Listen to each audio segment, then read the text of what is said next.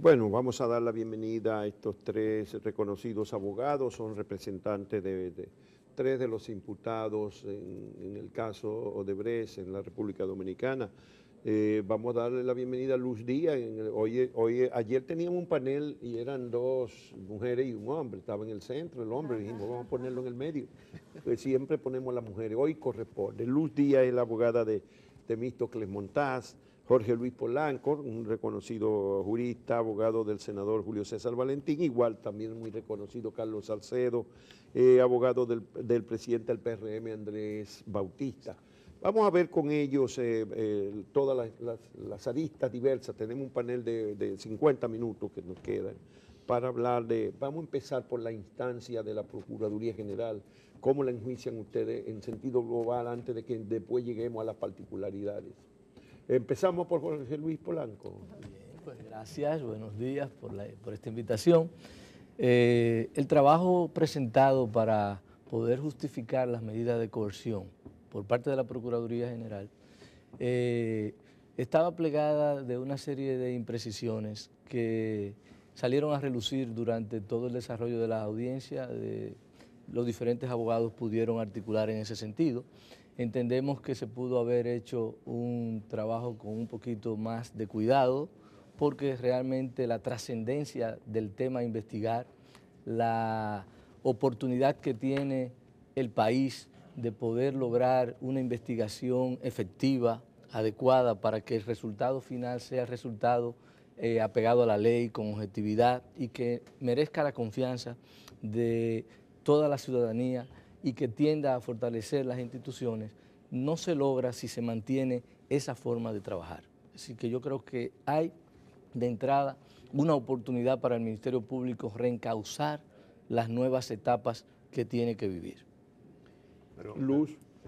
Bueno, primero muchísimas gracias de verdad por la oportunidad de expresar nuestro planteamiento con relación a este caso. Fíjense, la instancia de la Procuraduría, yo diría que tiene una teoría. Yo de verdad que me adhiero, como decimos los abogados, a los planteamientos que hace Jorge Luis.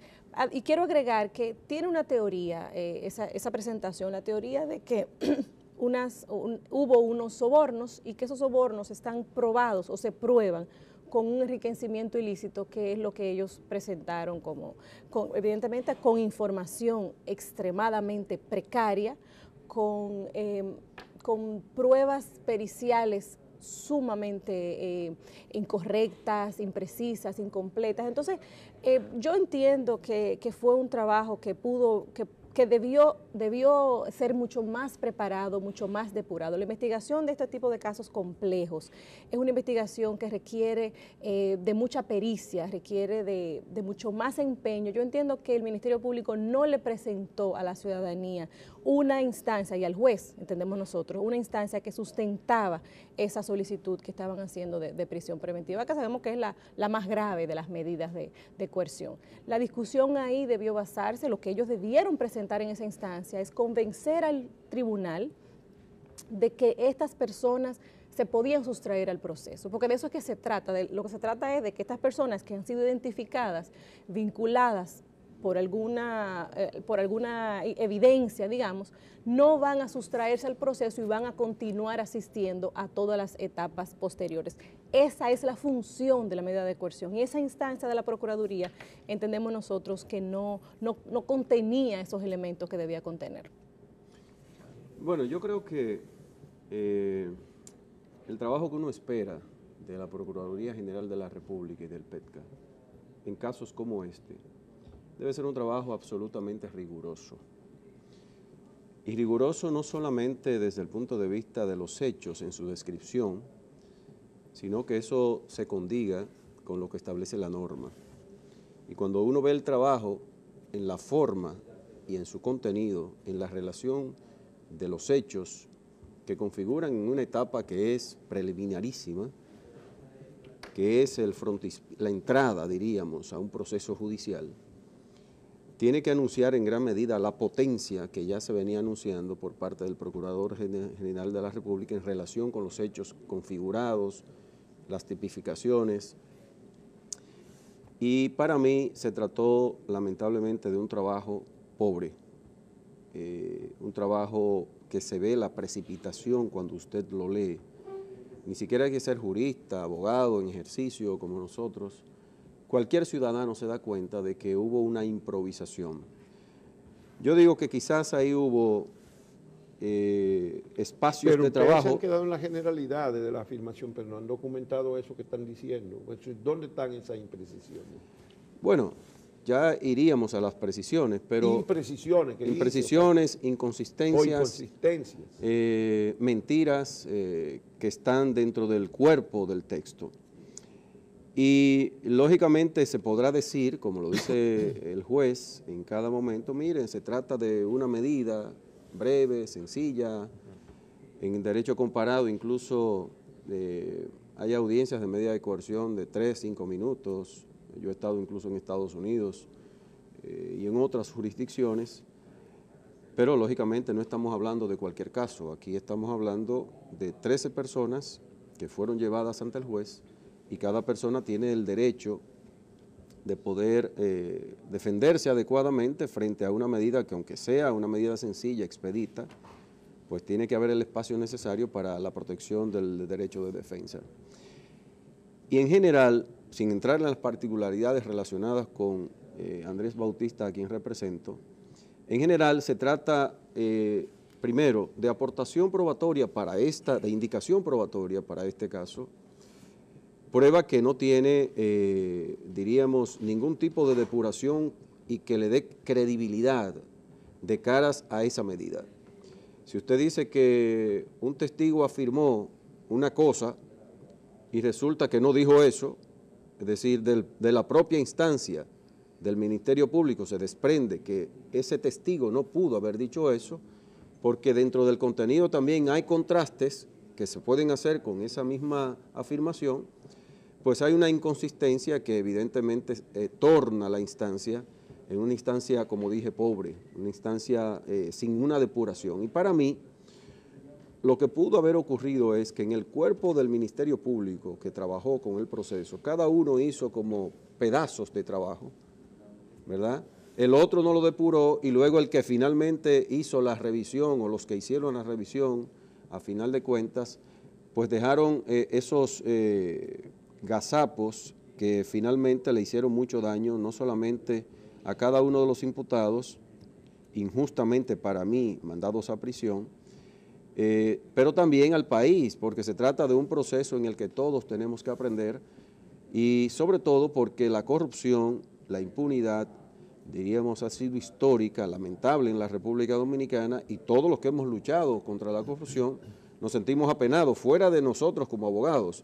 Ahora, como abogados también tenemos que sentir una gran pena, porque si yo no tengo la duda de que hay gente en el Ministerio Público ahí, de los que están, que para mí son, diríamos, abogados, Ministerio Público con muchísima capacidad de litigación, de redacción también de este tipo de cosas. Y yo creo que a final de cuentas quien redactó o quienes redactaron parece como que no son muchos de ellos. Es decir, que desaprovecharon quizá las condiciones, las aptitudes y la experiencia que cada uno de ellos tiene.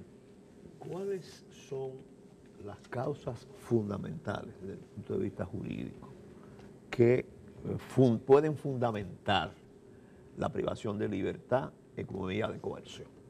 ¿Cuáles son? Bueno, miren, vamos a ver, la privación de libertad, que es una de las medidas de coerción, eso es lo primero que hay que explicarle a la ciudadanía. La norma prevé varias fórmulas para poder asegurar que una persona se mantenga en el proceso. Y la prisión preventiva está prevista como la última de las medidas, evidentemente, es una medida extrema, le llamamos. Y obviamente los elementos que tienen que estar presentes son básicamente 3. La causa probable, o sea, que esta persona haya sido con probabilidad autor o cómplice de una infracción, que exista el peligro de fuga, básicamente un temor de que esta persona pueda no acudir, sustraerse al proceso y que esta sanción, la eventual sanción, sea tenga una pena privativa de libertad. Entonces, eso es en ese margen. Ahora, la norma establece una serie de criterios para establecer ese peligro de fuga o la ausencia de arraigo, que es lo que lo llaman. Y es lo que Carlos y a otros colegas presentaron en audiencia, ustedes lo vieron, presentaron incluso unas cuestiones constitucionales, porque dentro de los criterios para juzgar ese peligro de fuga se establecen cuestiones como el daño a resarcir, la afectación a la sociedad, por ejemplo. Cuestiones que, según lo explicó magistralmente Carlos y otros abogados, son cuestiones que chocan con lo que es esa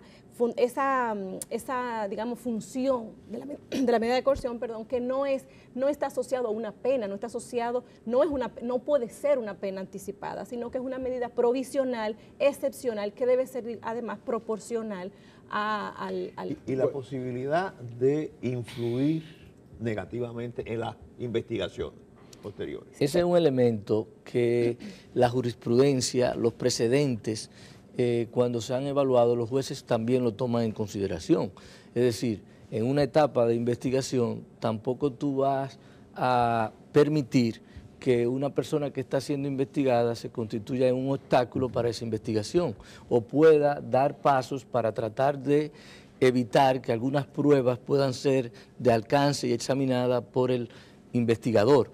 Esos elementos en la práctica judicial también han ido enriqueciendo lo que son los precedentes en esta materia. Tal y como dice Luz, esos elementos se suman a esa práctica de examinar, y en el caso, aunque el Ministerio Público, en este caso particular, no lo introdujo como uno de los elementos a considerar, y el juez en esta materia tiene la limitación, porque recuérdense que estamos frente a un juez con un rol pasivo, porque estamos en un sistema adversarial, acusatorio, en el que el Ministerio Público es que tiene la responsabilidad en el proceso de fijar, de petrificar de una manera tal de que lo que se va a debatir para garantizar el debido derecho de defensa de todas las partes se limita al alcance que el Ministerio Público previamente ha estipulado.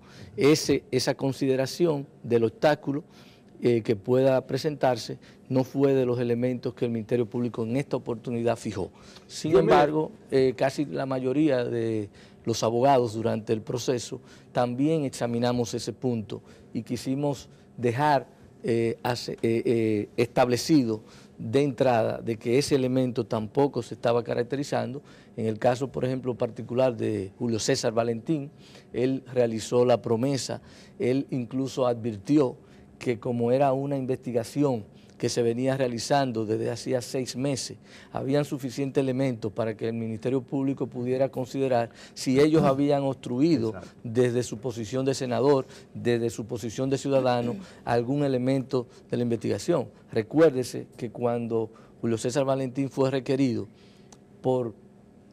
previamente para ser interrogado ante la Procuraduría, compareció, y cuando el Ministerio Público depositó el interrogatorio, pudimos comprobar que ninguna de las preguntas ni de los presupuestos que después fueron considerados para poder justificar la medida y la solicitud de la prisión preventiva contra Julio César Valentín fueron elementos que consideró en la investigación o en el interrogatorio del Ministerio Público. Eso nos llamó mucho la atención. ¿Por qué? Porque un Ministerio Público tiene una responsabilidad en esta etapa, es buscar la verdad.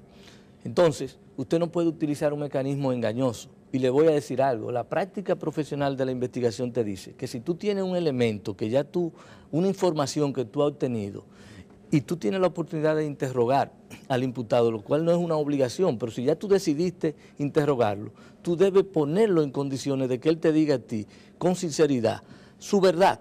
Si esa verdad tú puedes comprobar por un elemento objetivo de que te está mintiendo, bueno, pues ya tú tienes incluso ahí un elemento que hasta si se lo presentara al juez, te va a ganar la confianza del juez.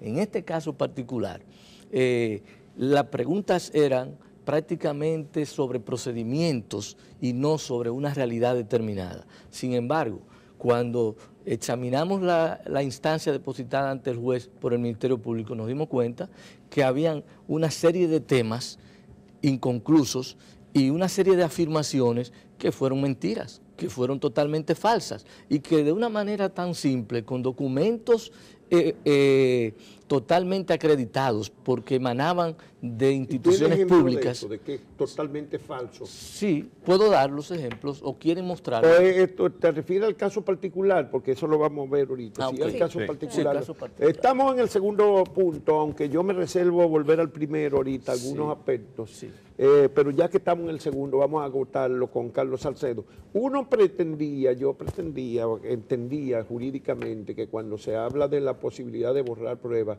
se trata de un caso de reciente ejecución, por ejemplo, una trama, un asesinato, una cosa que ocurrió en estos días, usted se va a buscar la manera de borrar la prueba, pero algo que ocurrió hace años y que hace 6 meses se está debatiendo públicamente, se supone que si usted iba a borrar prueba, tuvo 6 meses para borrarlo.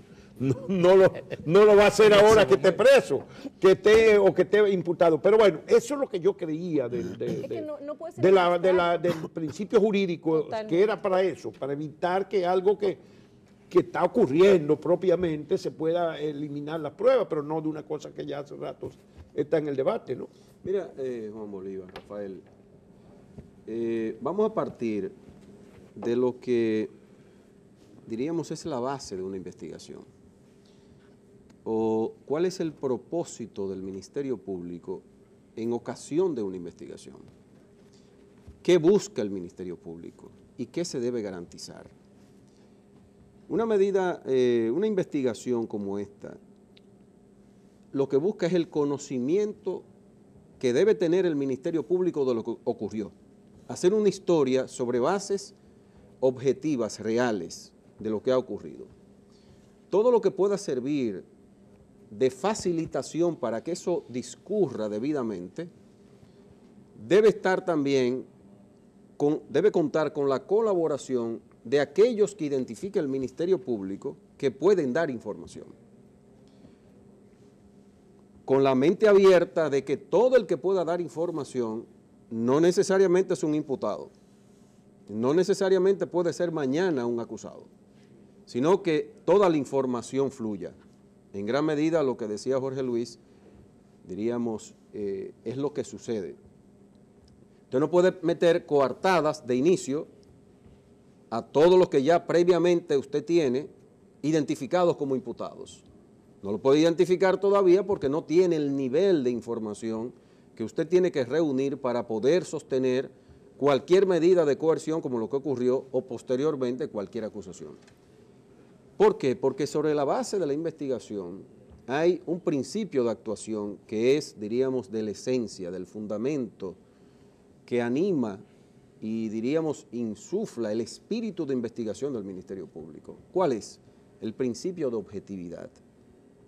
El principio de objetividad indica que el Ministerio Público debe, dentro del marco de la investigación, reunir toda esa prueba, toda la prueba, degallarla para que el lenguaje sea mucho más fácil y entendible, depurarla, y en esa depuración toma la calidad de una prueba y descarta lo que no sirve. Dentro de la calidad hay pruebas que son pruebas de imputación y pruebas de descargo. Pruebas de cargo y pruebas de liberación, diríamos, de descargo. Cuando él sopesa todo eso que tiene en sus manos, dice, óyeme, esta prueba tiene un peso específico y se indica a X, a Y o a Sutano. Pero al mismo tiempo, esto que tengo aquí es bastante débil contra esa persona.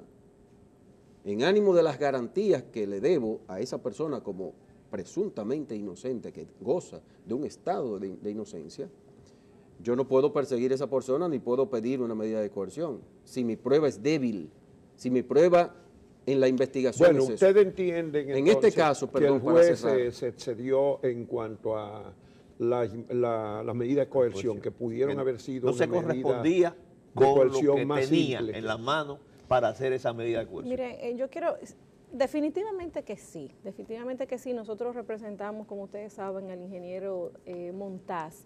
Y agregando, en este punto hay que tener algo muy en claro. La discusión tiene que ser en concreto. no en abstracto. Y lo que usted decía justamente ahora, decía, bueno, ¿cómo va a ser? Que es ilógico pensar que a 6 meses de una investigación, a 1 año de una investigación... Y a 8, 7, 10 y hasta 12 hasta años que 12 ocurrieron años, los hechos, que si exactamente. alguien lo tenía el rastro, no lo ha borrado. Entonces, esa discusión sobre ese peligro, ¿verdad?, de dañar las pruebas, de obstruir la investigación, no podía ser en abstracto, no puede ser una fórmula genérica. Tiene que ser una discusión en concreto, en qué medida el ingeniero Montaz o los demás, cualquiera de los imputados, tiene la posibilidad de obstruir la investigación, tiene la posibilidad de amedrentar testigos. O sea, esa discusión, primero no la presentó el Ministerio Público y no sabemos ni siquiera qué plantea el juez en su decisión, porque como ustedes saben, ni siquiera tenemos la decisión todavía a este momento notificado. Los fundamentos que ustedes no tienen. Los fundamentos, pero no solamente eso, es que el juez tenía una obligación de oralmente, al menos, presentarle a cada ciudadano que le estaba imponiendo la más gravosa de las medidas previstas en la norma, decirle, ¿pero por qué? ¿Por qué nosotros después ¿Y tenía obligación de eso, Polanco? Sí. Por lo menos sucintamente. Realmente, sí. Exactamente, como dice Luz, el juez, cuando sale, después de haber deliberado, no estaba obligado a tener ya la sentencia con sus fundamentos completos, sino que la ley le exige que simplemente haga un análisis de qué lo llevó a justificar ese dispositivo, de manera que las personas que van a escuchar su decisión puedan entender en base a qué fue tomada. En este caso, el juez... Pero eso dice la normativa, se debe hacer eso. Sí, está claro. Expresamente la ley contempla que el juez de una manera sucinta explicará la razón. Algo, que diga algo. Él trató de hacerlo porque él se refería a los temas que había contestado. Él fue titularizando cuáles fueron los temas que él había analizado, pero se quedó ahí. Él debió decir de cada tema qué elemento consideró en cada caso particular. Por ejemplo, rechacé el medio constitucional sobre la base de tal principio, esa fue mi decisión. Decidí imponerle a Julio César Valentín una garantía económica y rechazar la inadmisibilidad por la inmunidad parlamentaria porque consideré que no se aplicaba por esta razón y aquello, sin entrar en mayores razones, pero simplemente ese imputado sale y dice, bueno, el juez pensó tal cosa. De esta manera pero no se sabe qué pensó el juez. Pero una cosa, Juan Bolívar, que para mí es muy brevemente. Primero, cuando el juez mandó a leer la decisión, antes de eso, él tenía en sus manos la decisión escrita, completa. A mi juicio, primero, ante la ausencia de una motivación mínima, sucinta, escueta, oralmente, dada al país, porque estaba el país viéndolo, pero además porque es una obligación frente a los imputados. Como dice Luz, me están mandando a prisión, la peor, la más grave de las medidas de coerción dentro del abanico de 7 que tiene el juez de la instrucción. Yo necesito saber inmediatamente por qué usted me manda, porque ellos no se fueron a la calle, ellos se quedaron presos y están presos y van a durar 6 meses, 9 meses, 1 año presos y otros un tiempo menor. ¿Por qué no se tomó el tiempo?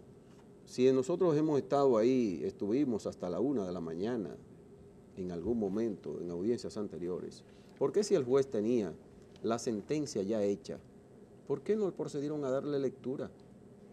Si él se quería ahorrar dar los motivos oralmente de manera resumida, ¿por qué no se le dio lectura? Porque eso deja... Y él tenía que tenerla hecha ya, porque a lo mejor no la tiene. No, mire, él tiene que tener la sentencia. Tuvo muy poco tiempo, la audiencia había terminado a la 1 de la mañana. Mira. Yo me sorprendí cuando fijaron para las 4 de la tarde, porque yo dije, pero él no va a poder motivar sus decisiones a menos que no duerma.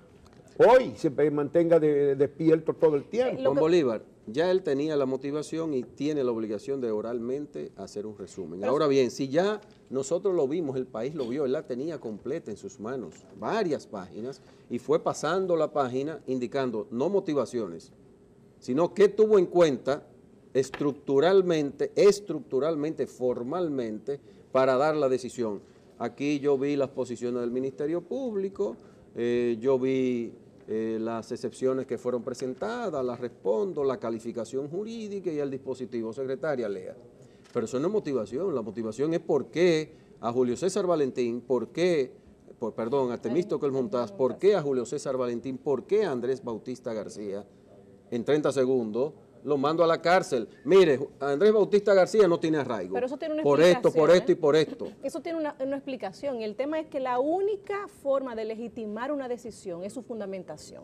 Y nosotros hemos pasado de un sistema de la íntima convicción a la sana crítica. Entonces, aquí el riesgo de usted decir que, bueno, dicte de su decisión y luego la fundamenta, al menos brevemente, es que usted puede tomar la decisión y después buscar las razones por las cuales la tomó. Entonces, cada norma, cada exigencia que tiene la norma, está tratando de preservar un valor. En este caso es el valor de la sana crítica, de que el juez tenga la obligación primero de convencerse sobre la base de la prueba presentada y que tenga la obligación de explicarlo, para que evidentemente que se sepa que su decisión fue fruto de esa reflexión y no al revés, que usted tomó la decisión y luego entonces va a ver cómo la fundamenta, que eso ocurre muy frecuentemente. Por lo que ustedes han expresado, la percepción que yo tengo es que a ustedes les sorprendió la decisión de esa medida de coerción.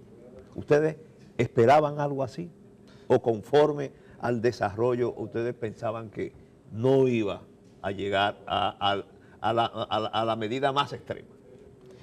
Bueno, yo particularmente le decía en esa misma pregunta que nos hacían al salir de la audiencia, y yo decía, lo digo de manera muy responsable porque lo repito, a mí me pareció en ese momento que el juez que estaba allí, que leyó ese dispositivo, como si no fuese la misma persona que estuvo en los debates, como si estuviese desvinculado totalmente como de la que discusión. Eso ya está escrito, como si hubiera estado escrito de antemano. Como si fuese otra persona, ese mismo juez que yo lo Independientemente vi. de aquí pasó, esto es lo que va. Mire, la verdad que si fue otra persona que lo escribió, eso no es lo que yo estoy diciendo. Lo que estoy diciendo es que nos sorprendió tanto la decisión, la vimos tan divorciada de la discusión, que nosotros de lo verdad, que se discutió ahí. de lo que se discutió. Polanco, yo decía, volviendo a la motivación, al original, yo creo que hubo un fallo fundamental de todo. Se creó una expectativa durante meses de que había una lista de personas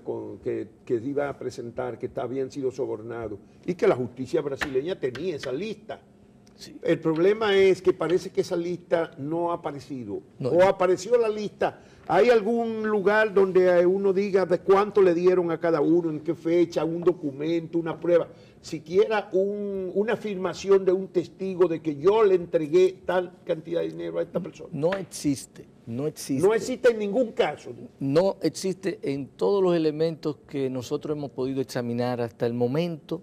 Nos hemos dado cuenta de que si esa fue la base para que el Estado Dominicano llegara a una negociación con Odebrecht y el compromiso de Odebrecht era entregarle evidencias de ese soborno que había denunciado y que ella había motorizado en República Dominicana, estamos frente a una gran estafa por parte de Odebrecht. El Estado Dominicano... O sea que Odebrecht volvió a estafar, pero no se le ha reclamado porque Odebrecht se comprometió aquí a entregar aquí unas pruebas que ahora dicen que era la justicia en Brasil que la iba a entregar, pero la Odebrecht se comprometió aquí. El Estado, la República Dominicana... En un contrato aquí por el cual no se le ha imputado, se comprometió a entregar las pruebas. El Estado no la ha entregado. No, y no solamente eso. A cambio, el Estado entregó una contrapartida, sí, porque se comprometió a mantenerla trabajando en la República Dominicana, se comprometió a permitirle que no iban a ser encausados sus funcionarios, y entonces esa concesión no puede ser gratuita.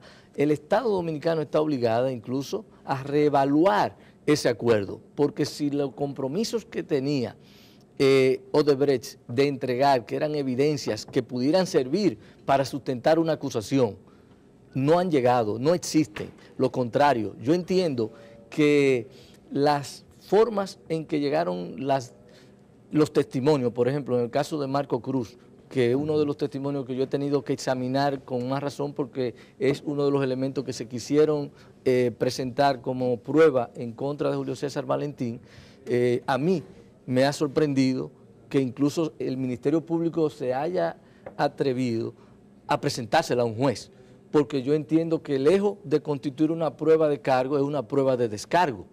Bueno, ya nos metimos en el tercer punto, vamos para allá, pero antes de eso vamos a hacer una pausa. Para brindarle este cafecito a Antonio. Y volvemos. Y ya venimos entonces en cada caso de lo que ustedes han manejado, cómo ustedes lo ven individualmente para documentar más en detalles. Claro, Muchísimas gracias.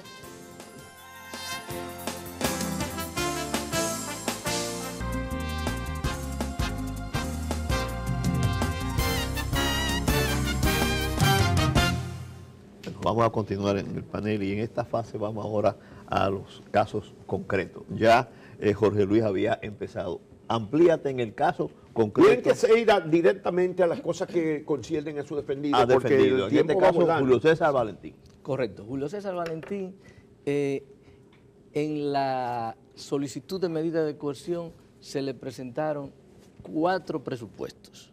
Primer presupuesto, hubo un enriquecimiento desproporcionado de 224% entre la declaración jurada de 2010 y la del 2016. Fundamento de eso, los ingresos de Julio César Valentín no son proporcionales al crecimiento que ha obtenido durante ese periodo. Patrimonio. Pero el primer elemento que el Ministerio Público debió presentar, ¿cuál era? ¿Cuáles eran sus ingresos?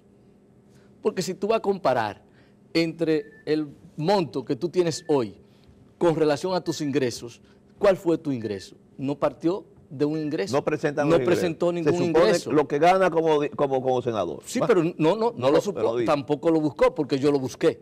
Cuando yo busqué los ingresos de Julio César Valentín de los 18 años, había percibido del Congreso 71 millones de pesos. Ellos se estaban quejando de que Julio César Valentín no podía justificar... ¿En cuántos años fue eso? 18 años. 18 años. Y eso ahí no están los barrilitos. Ahí no Si le están suman porque- los barrilitos son Bueno. muchos más, porque Eso es salario nominal. Por eso. Eso es salario Pero nominal. hacía 70 millones. 70 millones de pesos durante los 18 años. pero él aparece con 8 vehículos registrados. Exactamente, 7 vehículos. 7. Entonces, ese es un argumento 7 que él no declaró. que no declaró. Y eran 8 en la Dirección de Impuestos Internos, No. porque él declaró 1. No, pero ese está incluido porque le incluyeron el que estaba declarado. Ajá. Entonces lo que pasa es que el que estaba declarado era desde el año 2013 y él lo vendió en el 2017. Al él tener el que él declaró y se correspondía, era el que él venía desde el año 2013.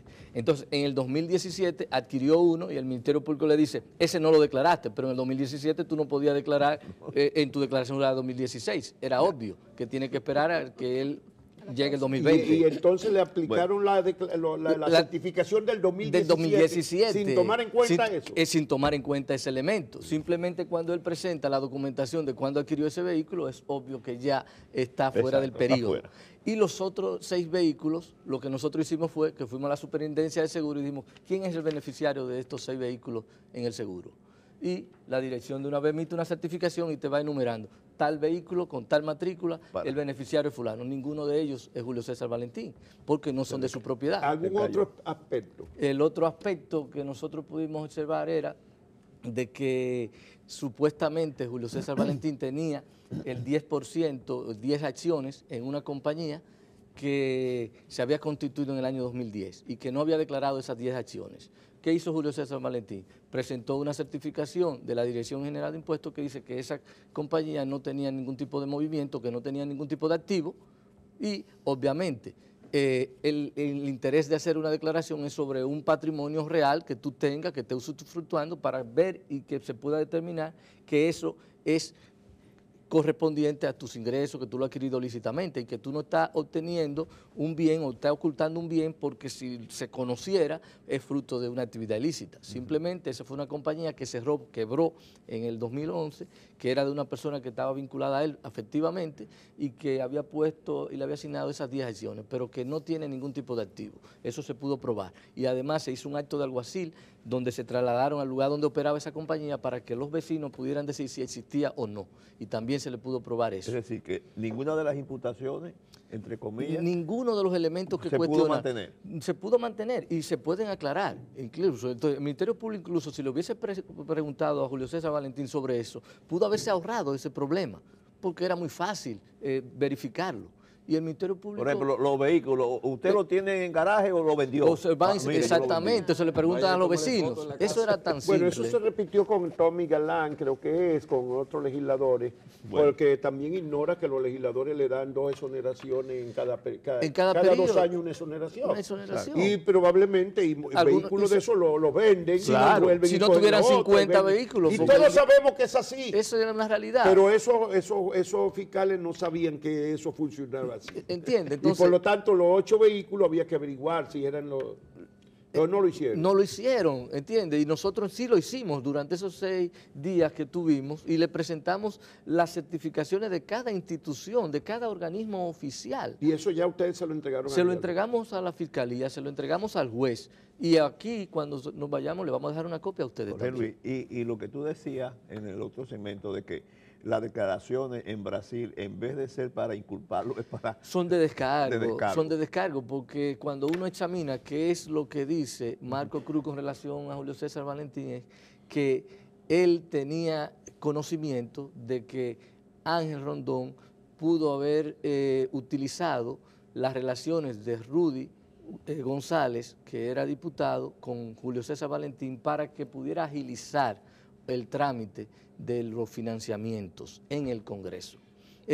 Primero, agilizar... Pero esos no son de lo de ahora, de la planta, porque ahí después ahora la Procuraduría dice fuera de la instancia que hay 2 legisladores que la planta de carbón Sí. no hubo en la licitación, pero sí en la aprobación. ¿No sería ese uno de los 2 casos? Bueno, es que entonces, en ese caso, ellos deben ser más específicos, Y porque como debían no está en la instancia, especificar porque Julio quién, César ¿no? Valentín anda pensando todavía qué hizo, porque él no tuvo nada que ver, porque recuérdese que Julio César Valentín era simplemente miembro de la Comisión de Hacienda en el Senado cuando llegó ese... Bueno, es que en la Comisión de Hacienda que se... pero es miembro se de vi- 18 miembros, es decir, tendría usted que decirme a mí en concreto Con, qué con pudo el haber agravante que en sido de- algunos casos ni siquiera fue a la comisión esos préstamos. Entonces, imagínese Bueno, usted, bueno. ¿comprende? Vamos a ver, En el Luz. caso, Luz, Mire, en el caso del ingeniero Montaz... perdón, antes yo quisiera que abordara que la inclusión del ingeniero Montaz, como que la impresión desde fuera, como que fue precipitada a último momento, usted también. Bueno, el ingeniero Montaz no había sido interrogado con anterioridad, sino Cierto, que sí. se El interrogó último día, digamos. básicamente la última semana, Exacto. digamos, y fue a solicitud del mismo ingeniero Montaz. Porque Eso se dice, pero la Procuraduría dijo como que no.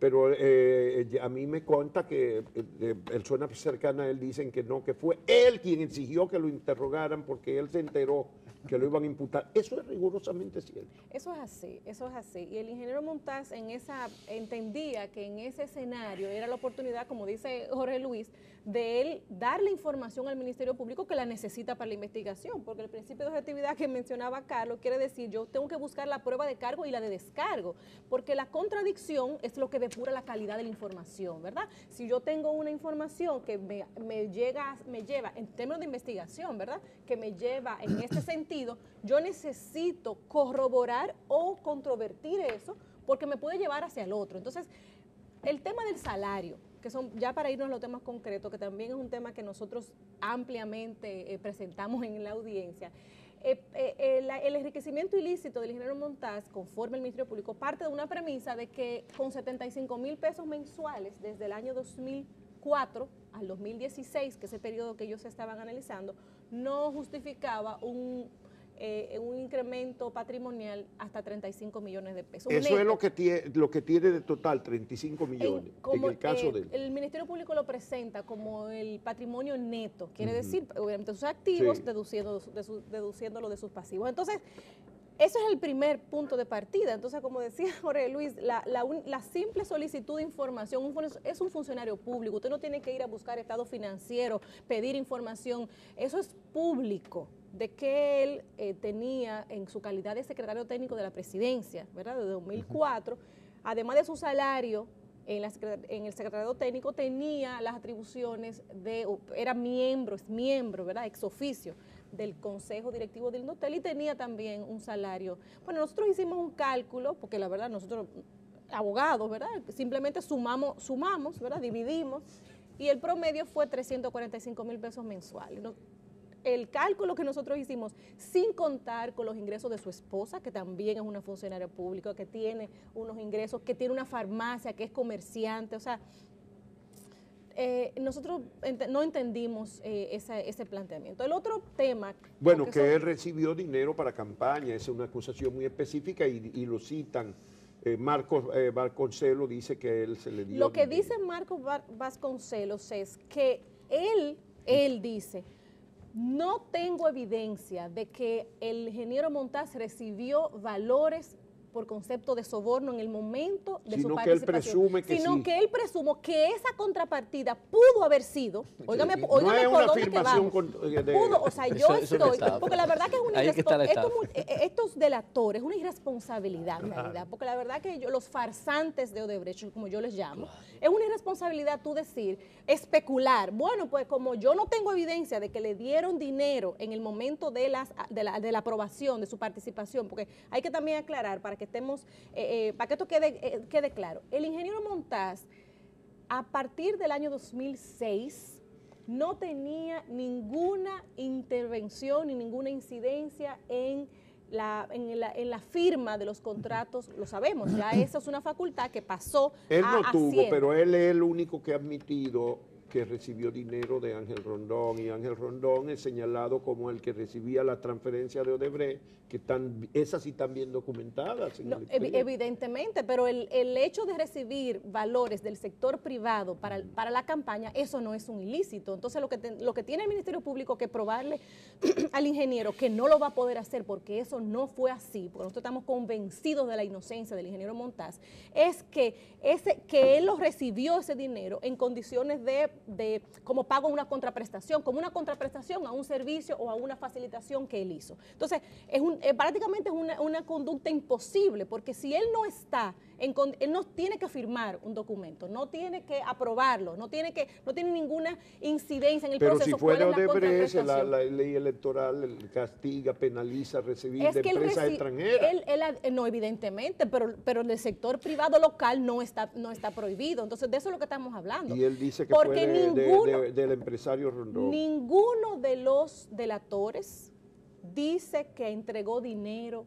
al ingeniero Montaz. Lo que dice es que pudo haber ocurrido, esa contrapartida pudo haber ocurrido por esos favores, por esa facilitación para la campaña del Partido de la Liberación Dominicana. Bueno, en el caso de Bautista, Carlos Salcedo en su presentación llegó hasta las actas del Senado, la República, pero ahí hay muchas implicaciones de enriquecimiento ilícito, acumulación de bienes, crecimiento del capital, de que sus empresas no declaró empresas, tiene múltiples acusaciones. Ver si podemos sintetizarlo también. Bolívar, Rafael y el pueblo dominicano.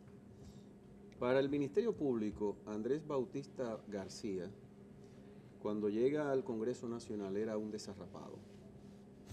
Para el Ministerio Público, que no hizo absolutamente ninguna gestión ni diligencia para comprobar lo que sabe, porque el Ministerio Público lo sabe, que Andrés Bautista García desde el año 70 es un empresario avícola. ¿Desde el año 70? Desde el año 70. Tiene 46, 47 años ya dedicado a la producción porcina, a la producción avícola, y no cualquier empresario. No. Estamos hablando de él y su hermano, son de los principales empresarios en ese ámbito. En la producción de cerdo particularmente. Y pollo. Y pollo también. Y luego también industria cárnica, es decir, tiene ganado, tiene tierra que ha adquirido durante toda la vida. Es decir, Andrés Bautista García en un promedio de cada 2 años durante toda su vida ha adquirido propiedades. Entonces el Ministerio Público ignora también que él tuvo sueldos, ignora también que él es ex senador, beneficiario también de una pensión. Es decir, el Ministerio Público no identificó más que a un desarrapado que apareció de la noche a la mañana en la vida política, se insertó en ella y que preparó todo el camino al no declarar empresas ni propiedades hasta el año 94, no las declaró todas esas empresas, porque se estaba preparando para el soborno en el año 94, cuando ya dice que tenía 2 inmuebles y a esa fecha, en el periodo que ellos indican, ya Andrés Bautista García tenía no 2 inmuebles, tenía 16 entre propiedades e inmuebles, accionista de varias empresas. Le atribuyen a él, entre los bienes que adquirió producto del soborno, Susi FM, que la fundó en el año 2001 con su familia y otros allegados, que era una empresa fundada para obtener la autorización de Indotel, como se hizo el trámite, de una emisora de radio. Esa emisora de radio nunca se obtuvo, la empresa no funcionó y simplemente se disolvió. Eso se presentó ante el tribunal. Nosotros presentamos también, durante el periodo que ellos dicen que Andrés Bautista García adquirió propiedades como producto del soborno, presentamos la serie de préstamos por 118 millones de pesos. ¿Por cuánto? 118 millones de pesos. Que consiguió prestar. Que Andrés Bautista García concertó entre el año 2002 y el año 2017. Sin contar préstamos conjuntos que había suscrito también con Wilfredo Bautista García. Ahí están. ¿De dónde Andrés Bautista García adquirió cada una de sus propiedades? Primero, por los recursos que generan sus empresas, que están debidamente justificados, y cuando le faltaban los recursos, adquiría a las instituciones bancarias. Pero lo peor es que el Ministerio Público presenta en la certificación de la Superintendencia de Bancos precisamente la relación de préstamos que dan cuenta que del año 2001, para decir solamente un periodo, adquirió cada uno de esos préstamos. 500,000, 1 millón, 1,5 millones, 20 millones de pesos, 50 millones de pesos. Todos los préstamos están ahí en la certificación que el mismo Ministerio Público presenta como base probatoria, ¿verdad? Y sin embargo no hace uso de él para descartar la responsabilidad. Y lo peor es que acude a la mentira, absoluta mentira. Dice que Andrés Bautista García promovió, facilitó, convenció a los demás senadores para que el acueducto de la línea noroeste fuera aprobada por el Senado. Y resulta que presentamos el acta donde Andrés Bautista se opuso a la aprobación de eso, levantó la mano, y no solamente levantó la mano en contra, porque el procedimiento establece que el último en hablar es el presidente. Y él habló de último y dijo: señores, vamos a detenernos, tenemos que leer este contrato. Es un contrato de mucho dinero, es necesario el proyecto y estamos comprometidos como gobierno, pero tenemos que analizarlo, esperemos a mañana por lo menos para leerlo. Y eso está en el acta, el Ministerio Público no lo vio y el juez peor, se hizo de la vista gorda. Le atribuyen Pinalito. Pero finalmente él votó, no votó en favor del proyecto. Votó en contra. Votó, no es que solo que se opuso que fuera... No, él votó en contra, hoy, eso está ahí. Sino que votó en contra. Votó en contra. Y, está en el y votó en contra Chu Vázquez. Votaron en contra por lo menos 4, que yo recuerde. Luego le atribuyen Pinalito, ¿verdad? Y resulta que Pinalito se lo atribuyen porque él era presidente del Senado en enero del año 2004. Y resulta que en el año 2004, enero, el presidente era otro del Senado. El Ministerio Público le atribuye que él era presidente desde el año 2001 hasta el año 2006, ininterrumpidamente. Y el país sabe, ni siquiera con la certificación que nosotros presentamos, que debió verla el juez, ni siquiera con eso, simplemente porque es un hecho notorio, y el hecho notorio es probado para fines de juicio. Andrés Bautista García no fue presidente de agosto del año 2003 a agosto del año 2004. ¿Cómo puede ser? O sea, él terminó como presidente en agosto del 2003. No. Exacto, agosto 2003 hizo una interrupción que fue presidente Chu Vázquez de agosto del año 2003 a agosto 2004. No pudo estar como presidente, como afirma la solicitud del Ministerio Público, en enero del año 2004, sencillo. Luego le atribuyen que en el año 2007, en el año 2008, en el año 2013, él era presidente del Senado. La última labor legislativa. ¿En el 2008? 2007, 2008, pero 2010, 2011, 2012 y 2013. pasó a controlar el Congreso en el 2006, las Yo creía que él era minoría, pero que aparte de eso no era presidente. El presidente era Reinaldo Párez Pérez, que eso lo sabe el país entero, secretario general del Partido de la Liberación Dominicana. ¿Tiene una atribución específica de ese periodo? Pero eso está en la solicitud. Dice que él era presidente para ese tiempo y que influyó por el soborno para aprobar esos préstamos. Primero no era presidente. Segundo, era minoría. Y luego, en el año 2013, dice el Ministerio Público en la solicitud que Andrés Bautista García era presidente del Senado, no era senador siquiera. Y le atribuyen Hermanas Mirabal, que fue 2010, 2011, 2013, le atribuyen Samaná, siendo del año 2007. Entonces es una cosa absurda, Yo le pregunto a penosa. Polanco, pero ¿es verdad eso o es del abogado defensor? No, no, no. Es Yo un no he abuso. visto en ese detalle, yo no he visto la instancia, la voy a tener que volver a leer para ver en esos detalles. Esos Miren, detalles. Yo me fijé en otros detalles. Mire, yo es creo un- que tenemos Sí. que venir, no quedar el otro día, porque aquí solamente hemos tocado 2 puntos. Ya. Y ya han dicho que ya No, pasamos.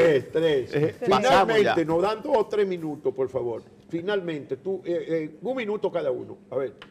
Bueno, yo entiendo que por lo que hemos dicho, yo quiero hacer una petición para terminar a el movimiento que yo considero que ha surgido en República Dominicana en los últimos años más determinante, es a la Marcha Verde.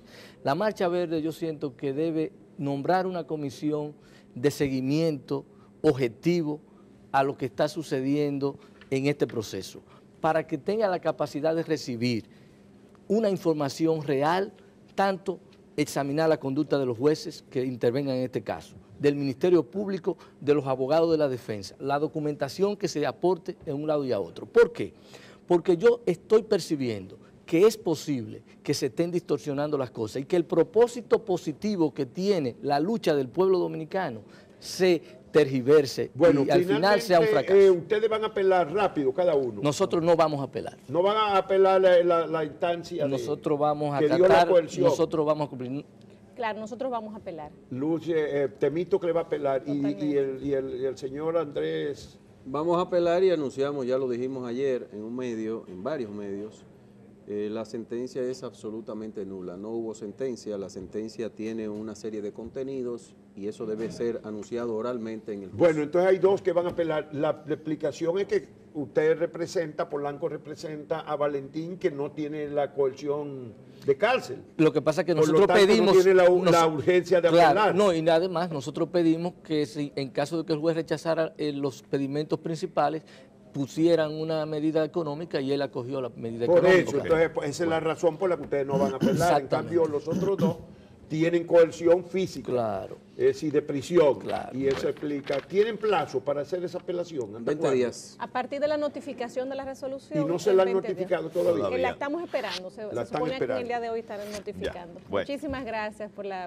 No, oportunidad. hay que despedir, pero yo digo como que debiéramos quedar cuando nos juntamos otra vez, porque ¿Cómo no? hay otras ¿Cómo cosas. no? porque Cuando siempre quiera, está cuando una- quiera. el principio. Podemos hacer una sesión No, pero en tener sesión 3 abogados de permanente. esta categoría Sí, sí, juntos no es tan fácil. tú sabes. No, siempre. Por eso yo quiero la comprometerlo. La Siempre. disponibilidad Cuando está ahí. quiera. Muchísimas Eso es gracias. muy importante. Realmente Seguro que sí. creo que ha sido una buena contribución Gracias. a que este caso, que es emblemático en la lucha por la democracia, la transparencia, se esté llevando de esa manera. Así que yo los felicito. Creo que la ciudadanía tiene que agradecer debate como este. Muchas gracias. Muchas Gracias a ustedes. Gracias.